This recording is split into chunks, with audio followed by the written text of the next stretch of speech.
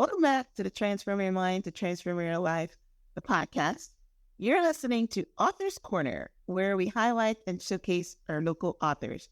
Today, I am speaking to Nishka and Kaanchi Utpat. They are the authors of Cycle of Confidence, Insights into Menstruation. Wow. It's a topic that I've never talked about. It's a topic that a lot of people don't talk about. And I'm so proud of these young ladies to decide to go ahead and talk about this. So welcome, Nishka and Kaanchi. Thank you for having us. You're very welcome. All right.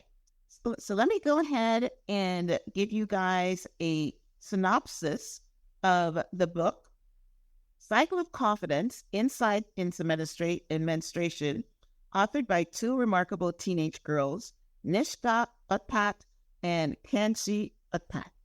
Inspired by their eye-opening experiences during visits to India, where they witnessed firsthand the pervasive stigma surrounding menstruation. These young authors felt compelled to take action. Their passion to spark change led them to pen this transformative book. In a world where menstruation is often shrouded in silence and shame, Nishka and Kaanchi courageously explore the taboo, addressing not only the physical aspects, but also the societal and cultural barriers that impede progress. Through candid storytelling and insightful analysis, they challenge outdated norms, advocate for menstrual equity, and champion the rights of women and girls everywhere. Yes, amazing. Now, Nishka, I'm going to start with you. Now, in the book summary, you talk about what inspired you and your sister to write Cycle of Confidence, Insights into Menstruation, because of you noticed certain things on your visit to India. So tell us about what happened there that kind of shaped this narrative. What do you want to highlight about what shocked you? Sure. I think one thing in particular that we learned on our visit, we had discussed with some girls that are our age as well as our older female relatives. We learned that in school themselves, they don't even really talk about menstruation at all. Whereas here, in the US, we both have health classes where we learn about what menstruation is and, just sex ed in general. I remember when we were, I think about in the fourth grade, the school nurse in elementary school, she had pulled aside all the girls in the class and had educated us about what menstruation even is. And that's something that we realized they didn't even do in school over there. Right. Do you think they didn't do that because it's considered, that when you're on your period, that it's a curse or something? Is that why they didn't talk about it? Did you find that? So, Kaanchi, you can answer that. In doing our research on this topic, we've come to understand that different cultures in different countries, it's such a nuanced topic, honestly, menstruation. And the concept is so deeply rooted in the cultures of these lands. And so the reasons why people view menstruation as something not to be talked about is simply because of tradition, and because I think many, many years ago, when people didn't know what menstruation even was, when we don't know things, we tend to find ways to rationalize what they mean or what the significance behind it is. So I think even now, that's what a lot of people tend to do, because they don't take the time to learn about the science behind it, or even the fact that this is such a normal thing for many, many girls all over. So obviously we don't want to point fingers and say that anyone is wrong for the way they think, but we just hope that when people view menstruation, they don't view it as something to be, stigmatized or be afraid of. Yeah, it's true. I mean, we're having this conversation now because you guys are bold enough and courageous enough to write a book about it. But I grew up with the same thing. I grew up where, you're ashamed of it. I know that in certain cultures you're considered dirty while you're not to be touched when you're on it. Like if it's Yeah. when you're having this, you're not dirty, unclean, which is probably the better word. Yes. Yeah. But that's what it is, and maybe they put you in a little corner and you can't come out until it's done. So, Yeah. but you're right. It's every woman on the face of the earth has it, even dogs. Yeah. Yeah, Yep. you know, right? And so it's really interesting that it's considered such a dirty little secret. Right. So now in your book, you talk about that menstruation as a taboo subject in many cultures, and you address some of these taboos and norms in your book. So what are some of the ones that you point out? I think it's kind of like what you just kind of said. I think one in particular that's very interesting is I think in like Nepal, there's like these like menstruation like huts, I think they're called, where the women when they're on their periods, they're sent and to like stay in these huts and they're not allowed to like, interact with anybody or even go to places of worship or do any household like chores. And I think that's just something very interesting, because we don't really see that in like the US, for example.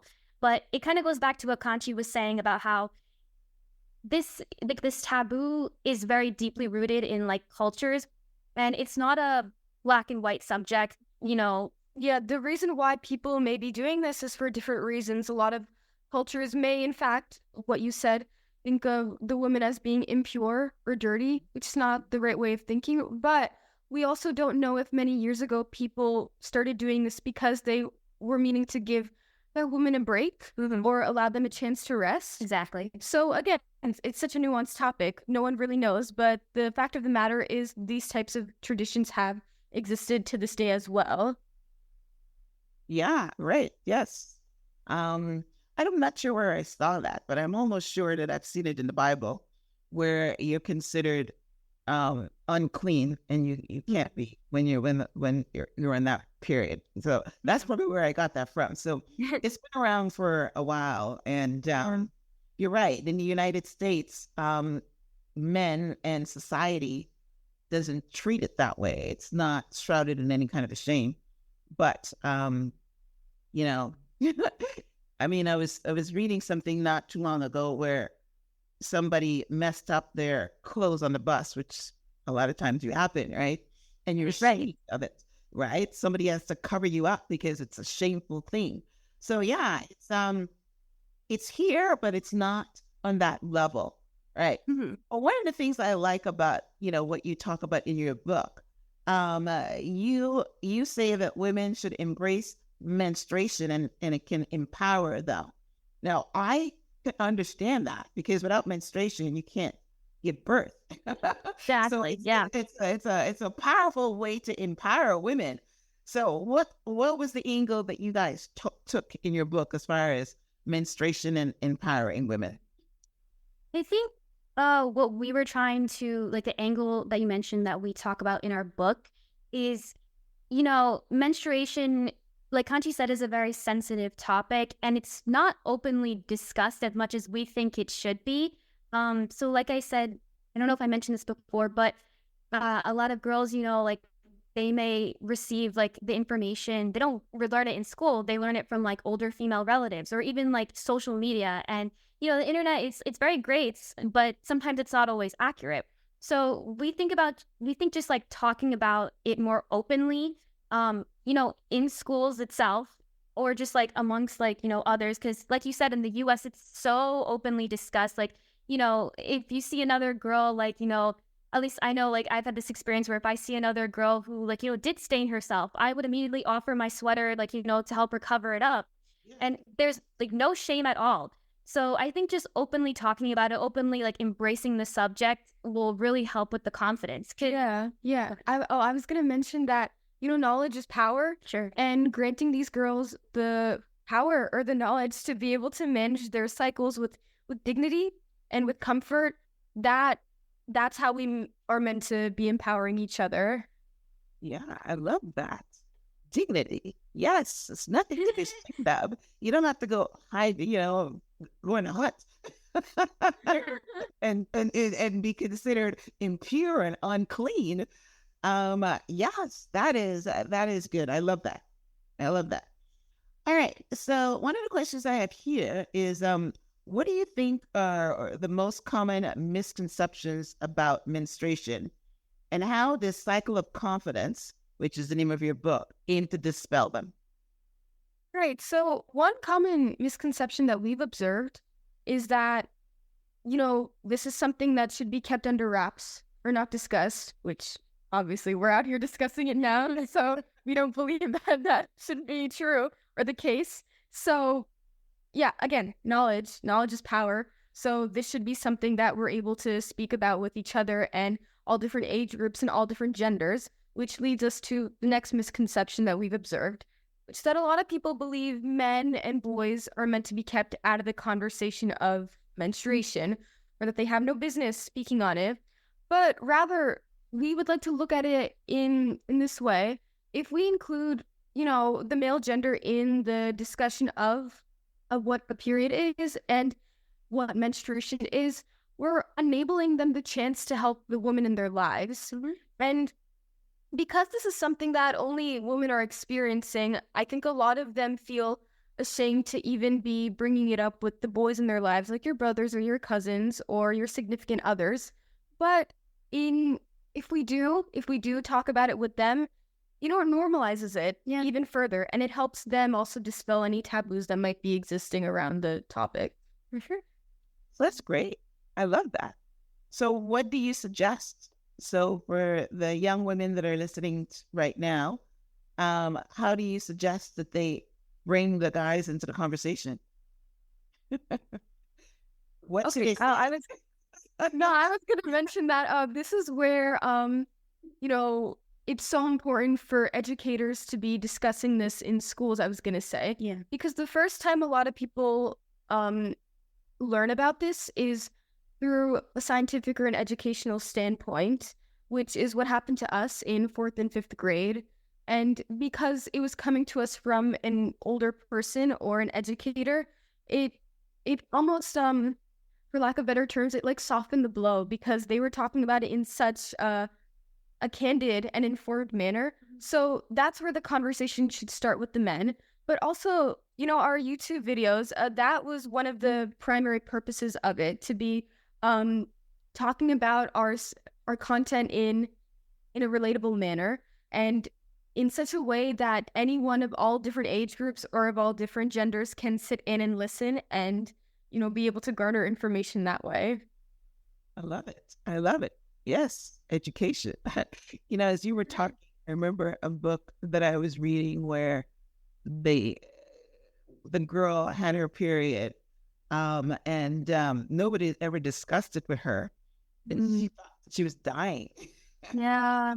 Oh gosh, that's so scary. You see yourself bleeding, thinking that you're dying because nobody's ever told you that you're going to have a period or whatever. So, but yeah, I mean, I was not educated in the United States. I was educated in my home country, Guyana. But we had something that was called human biology. And human biology taught to you about not only menstruation, about how you can get pregnant, and, it's health education, right? Yeah. All the different things. And to be quite honest, I don't even know if boys were in that class. I think they separated now.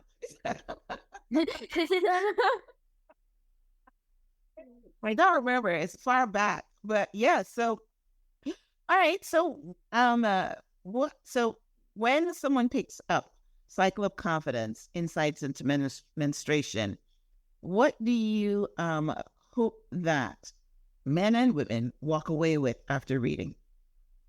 What is the message? I hope that they realize that this is a very natural biological process. Like we said before, I think you said it, but half the world undergoes this process. So I think we should be trying to discuss it and normalize it. It should not be kept under wraps or stigmatized. I think just being more open and Yeah. No, exactly. And I was going to just say that we want them to be able to walk away feeling more informed about their own bodies and informed about how to manage their bodies as well. Yeah. Okay, so you go into the details of what happens when you, or what happens in your, I like the word you use, that's the, you're using the word menstruation, but there's a lot of words that we use, cycle, period, time of the month, there's all kinds of things. Sure, yeah. But what you're doing is that are you doing the health education, the kind of information that you got in the fourth grade? Is that how you kind of processed it? And then maybe let them know that they should be empowered by it, makes them a woman, makes them able to conceive. Is that the way that you kind of structured the book? Yes. We did mention like the scientific biological aspect of it, but of course we're not like medical professionals. So yeah. But I think what's interesting or how we approach it, we talked about our personal experience a lot, because we've both obviously undergone this process for like a few years now. So I think hearing about it from two people who've undergone this process and our experiences will, we're trying to make it more relatable to like our like audience members, because I think like hearing about it from somebody who's already gone through this process, just in general about anything, really makes it more easier, and like you feel more like comforted by the fact that you're not alone, which I think is like one of the main takeaways of this book. Yeah, well, that's good. Are you guys attempting to get it into schools at all? Because I'm listening and I'm thinking whether most of the people that's going to be listening to this, they're already on their period, but I'm thinking that that this will be good information for girls that have not started yet to know what to expect. So yeah, I mean, I'm glad to be able to highlight and showcase your work, but I'm hoping that your publisher could allow you to maybe get this into some schools or so. Right. That would be lovely. Because just like you said, it's not just for girls who are already experiencing it, but it's for girls who might have yet to experience it as well. And not just girls, like boys too. Yeah. Yeah. Mm-hmm. Yes. Mm-hmm. Amazing. All right. Conversation is great. You guys are great to talk to. I loved our conversation. Excellent. So how can anyone that's listening pick up a copy of your book? Let us know if you're on social media so anybody could follow you. You mentioned something about videos. So you have YouTube videos, you said? Right. Yeah. Our YouTube channel is called the Utpat Sisters. We also have a podcast called Girlhood Unfiltered, where we discuss the same content, just in a more auditory format. For that, yeah. We also have a website called the Utpat Foundation. So if you search up the Utpat Foundation, actually, this book, our YouTube channel, these are just branches off of the foundation. And our main project is actually called Amhimuli, which is Awareness of Menstrual Health Initiative. So through that foundation, obviously, it's been so great writing this book and having our videos and our podcasts. But through this project specifically, we've been able to donate sanitary pads to girls in Mumbai, to school-age girls. So we wanted to take it a step further than just talking about it and also be able to do something about the issue. Oh, you guys are movers and shakers. That's everything. I didn't get the name of the podcast. Say that again. Girlhood Unfiltered. Girlhood Unfiltered. Okay. Yes. All right. So that's amazing. All right. Well, I will have a transcript of my conversation with Nishka and Kaanchi on the show page, which is myhelps.us. And I will link out to all their projects, their YouTube video, their website, their podcast. The only one thing I didn't get from you is social media handles. Are you on Instagram at all? No, we're not. We're not currently. Social media. All right. Well, we would link out there, but yes, I will definitely link out to and listen, guys. I'm gonna like it and showcase these girls that I think it's an amazing thing that they're a young author, that they're into giving back to the community and to the world by serving the people that are what's the word I'm trying to get to, not Mumbai or people in India that are poor and can't afford some of these things. I remember I grew up poor and we didn't have sanitary pads back then. We had to use cloth, right? That's how old I am. Yeah. So these are the type of things that you're helping out with. And I think it's I applaud you and wish you guys much success. And I would help definitely to give you guys a voice. Sorry, you're saying something?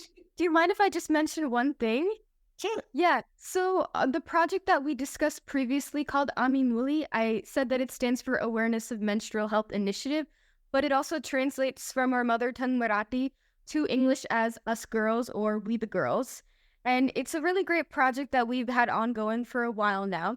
But if anyone is interested in donating, because this is a nonprofit organization and project, if anyone is interested in donating, we have our website, of course, and feel free to email us regarding anything, any questions, any comments, any feedback. That's beautiful. And your email is going to be on your website? Yes. The uppacksisters.com? Utpatfoundation.com. Oh, okay. Foundation. Oh, that's the website. What is the Uppack Sisters? You said something about sisters. So that's our YouTube channel that we had mentioned before. That's the YouTube. All right. Yeah. I know. I'm just getting it all here. Right. Okay. So thank you. I'll definitely link out to that. And I didn't get the spelling of that last thing, so you can just email it to me, and I'll add it to the show notes. Right. Sure. So, right. Okay, girls, listen. I enjoyed our conversation. Yes, thank you for having us. You guys are not novices. You already have your own podcast, so this was a great conversation. You handled this well. So thank you for being on the show. I love the fact that I can help you to gain traction on your project and help promote you. And definitely, this is for a worthy cause. So you guys run out and support these young ladies by picking up a copy of their book. Maybe mothers, and we'll give you a directive. Purchase a copy and give it to your daughters so that they can read about it, or even your sons. Hey, why not? Right? Bring them in. For sure. They have sisters, they'll have girlfriends and wives that will all have to be going through this menstruation. It comes every month without fail. Yep, for sure. Every month without fail, right? So it's a great, great, great book to have. So definitely support them and pick up a copy of their book. And as they say, proceeds from the book will go to help young girls in India. All right. So thank you guys for tuning in to this week's episode of Author's Corner. My guests today were Nishka and Kaanchi Utpat, and their book is The Cycle of Confidence, Insights into Menstruation. Thank you, ladies, for being on the show. And Thank you. Until next time, namaste. And that's my in your little greeting. All right.